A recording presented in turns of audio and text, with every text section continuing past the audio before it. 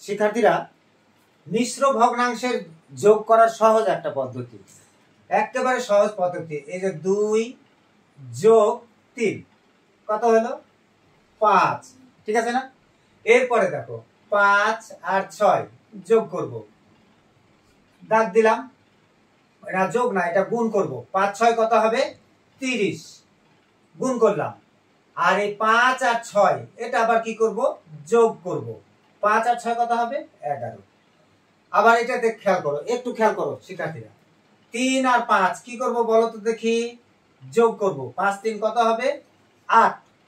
এই যে 4 আর 3 কি করব? এটা গুণ করব। 3 4 কত হবে? 12। এই যে নিচে 12 থাকলোই। আর 4 আর 3 এটা আবার কি করব? যোগ করব। 4 3 কত? 7। ধন্যবাদ শিক্ষার্থীরা।